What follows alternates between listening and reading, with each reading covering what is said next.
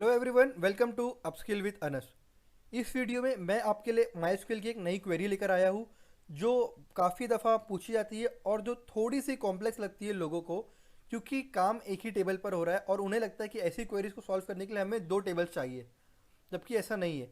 तो इस क्वेरी को सॉल्व करने से पहले आई वुड रिकमेंड कि मैंने इससे पहले एक बनाकर रखा था series MySQL zero to hero की, जिसमें हमने 50 क्वेरी सॉल्व किया था माई एसक्यूएल की फ्रॉम बिगिनर, जिसमें हमने बेसिक से लेके एडवांस लेवल तक के क्वेश्चंस को सॉल्व किया था।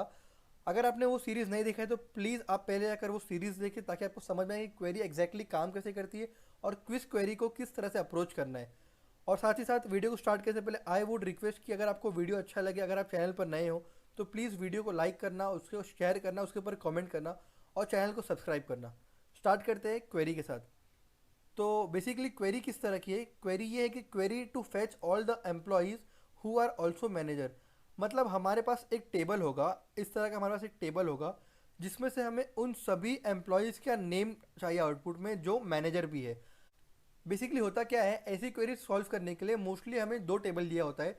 जैसे कि एक एम्प्लॉय का टेबल होता है जिसमें एम्प्लॉय की डिटेल होगी और एक मैनेजर टेबल होगा जिसमें मैनेजर की डिटेल होगी, और दोनों भी टेबल में एम्प्लॉय आईडी एक कॉमन कॉलम होगा।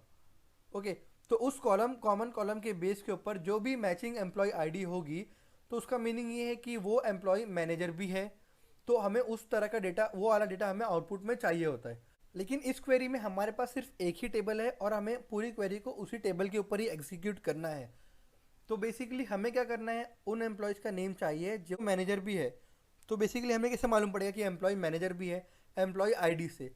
तो एम्प्लॉय आईडी और मैनेजर आईडी अगर सेम रही तो मतलब वो एम्प्लॉय मैनेजर भी है। तो बेसिकली यहाँ पर एम्प्लॉय आईडी 01 है, तो हम देख सकते हैं यहाँ पर एक मैनेजर है जिसकी आईडी 01 है।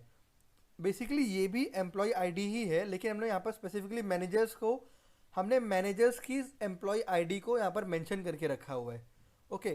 तो ये एम्प्लॉय आईडी और ये एम्प्लॉय आईडी अगर सेम हुई तो मतलब उसका करस्पॉन्डिंग जो भी है वो मैनेजर है। ओके। सिमिलरली यहाँ पर भी 04 भी रिपीट हो रहा है दो बार, मतलब 04 वाला एम्प्लॉय आईडी मैनेजर की भी एम्प्लॉय आईडी रिपीट होती है यहाँ पर। सिमिलरली यहाँ पर भी एक एम्प्लॉय आईडी है जो रिपीट हो रही है, 01 और 04। तो बेसिकली अप्रोच कैसा होगा? अप्रोच इस तरह का होगा इस क्वेरी को सॉल्व करने का। हम लोग पहले डिस्टिंक्ट मैनेजर आईडीज़ निकाल लेंगे। ओके। उन मैनेजर आईडीज़ में से हम लोग चेक करेंगे कौन कौन सी आईडी एम्प्लॉय के इस टेबल के अंदर है। जैसे कि अगर मैंने डिस्टिंक्ट मैनेजर आईडी निकाला तो मुझे ये सारी की सारी वैल्यूज़ मिल जाएगी क्योंकि सभी डिस्टिंक्ट है। ओके। तो अब मैं इस सेट ऑफ आईडीज़ में चेक करूँगा कि कौन कौन सी एम्प्लॉय आईडीज़ इसमें प्रेजेंट है। तो मुझे मिलेगा 01 and 04 is also present in this manager ID. मतलब जिस एम्प्लॉय का आईडी 01 है वो मैनेजर भी है, और जिस एम्प्लॉय का आईडी 04 है वो भी मैनेजर है। मतलब Enoch and Aiden both are employee as well as managers. Okay. तो इस क्वेरी को हम लोग अब सॉल्व करने जाते हैं माई वर्कबेंच में। सो अभी हम लोग है माई वर्कबेंच में। हमारे पास बिल्कुल उसी तरह का टेबल है जिसमें एक एक्स्ट्रा कॉलम भी है सैलरी वाला। तो फिलहाल इसको इससे कुछ फ़र्क नहीं पड़ने वाला है क्वेरी के ऊपर, लेकिन हम लोग को फोकस करना है मैनेजर आईडी और employee ID and employee name columns के ऊपर।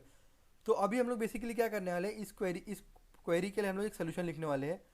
तो मैं क्या कर रहा हूँ, select employee name from which table, employee table, where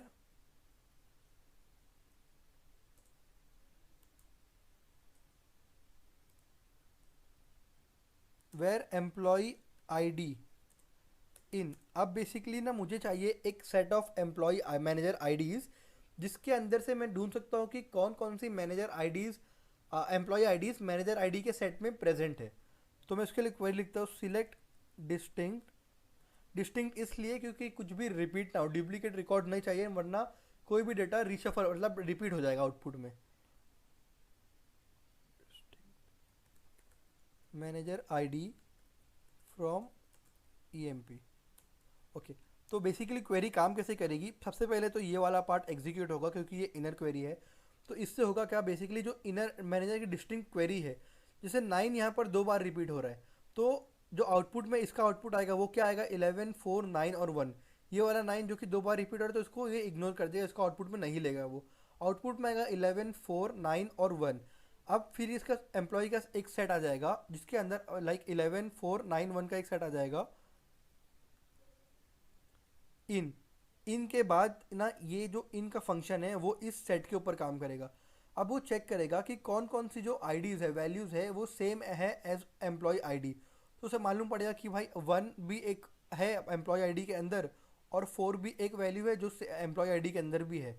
तो क्या करेगा बेसिकली वो उसको मालूम पड़ जाएगा कि ओके वन और फोर ये दोनों ऐसे एम्प्लॉयज़ है जो मैनेजर भी है, तो उनका नाम हमने वो आउटपुट में एग्जीक्यूट एक्सट्रैक्ट करके दे देगा। देखते हो क्वेरी को एग्जीक्यूट करके। ओके, तो एनॉक और एडन ये दो हमारी रिक्वायरमेंट थी। हमने हमने हमें ये दो चीज़ें आउट एक्सपेक्टेड थे आउटपुट में, और हमें यही दो एम्प्लॉय का डिटेल आउटपुट नेम आउटपुट में मिल गया।